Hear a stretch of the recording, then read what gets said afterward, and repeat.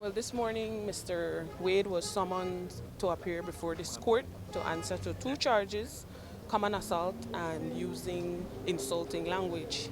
Journalist, TV personality, and owner of Plus TV, Pastor Louis Wade, accompanied by family, friends, local activists, and supporters, appeared before Magistrate Earl Hamilton in the San Ignacio Magistrate Court to answer to charges of common assault and use of insulting language.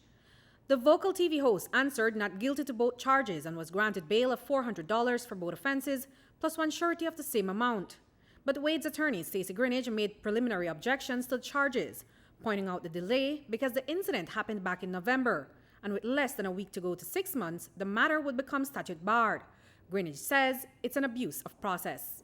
We made certain preliminary objections, and one of those objections or challenges that we raised was that the delay and the time within which the prosecution took to initiate and commence these proceedings was long, and we said that that delay amounted to an abuse of process.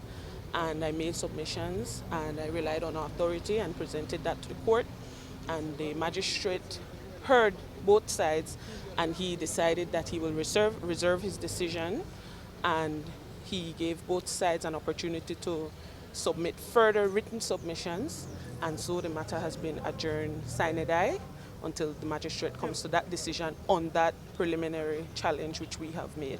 The prosecutor pointed out that it's still within the 6-month statute. Yes, it's still within, but we submitted that in any event 5 months, 3 weeks is excessive based on the nature of the offenses that they are alleging. But while this matter is before the court, Wade says it never happened the way it was reported. The charges stem from an incident that allegedly happened in November of last year.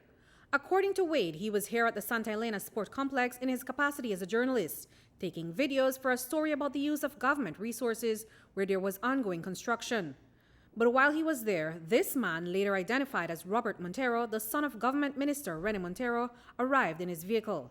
Wade explains what allegedly took place. I was almost finished shooting my video and pictures when out of the corner of my eye, a red pickup truck who most Cayo people recognize as belonging to one Robert Montero came directly at me at very high velocity because I was simply doing my job as a journalist. I jumped out of the way. He reversed his vehicle at me. I jumped out. This man was trying to run me over with his red pickup truck. When he saw that I was not, I was still there. He saw that I was still there. He got out of the driver's seat, came around his vehicle and came to me. Mr. Montero aggressed me every single time. I was out of my vehicle. Mr. Montero came out of his vehicle at me, shouting. Mr. Montero did not come closer than 6 feet to me. Not closer. Nor did I tell him one word. According to the court documents, he alleges that you told him, "Get out of my way, a-hole." That is, everything is totally fabricated. I will stand by that till the day I die. Both men had reported the incident to San Ignacio police the week after it happened back in November. But it wasn't until 5 months and 3 weeks later that Wade was called into the police station on Wednesday to be told that the witnesses had been interviewed and that police wanted the video of the incident. But he was also surprised with the news that he was being charged, but claims that police never followed up with due process. I trusted the system.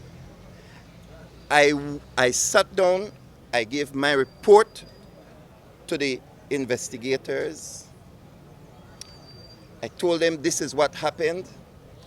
I gave them the name of the witness outside. I told the police, people on the inside who saw what happened and had already told me they're willing to say what happened. I gave the police all that information. Do you know that the police did not interview any of those witnesses.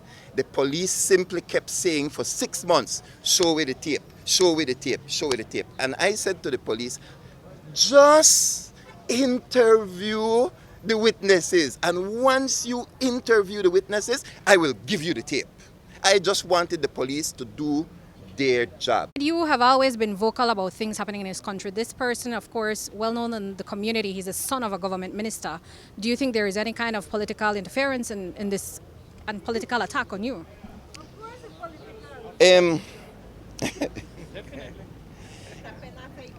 Let me say about what I think. I'm thinking, this is what I'm thinking. It don't matter how long your best investigators, your best police, your best whatever prosecutor, it doesn't matter how long your best people look at a case that doesn't exist.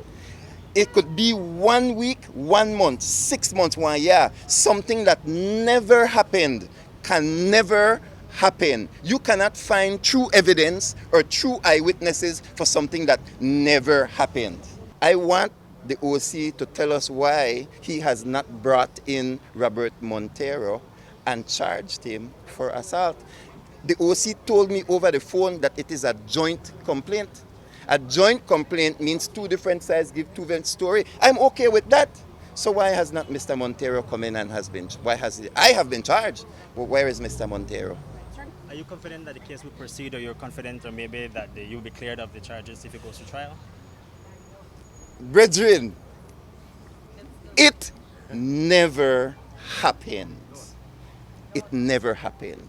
And with that, Wade and his team emerged from the grounds of the police station and the magistrate court to cheering supporters.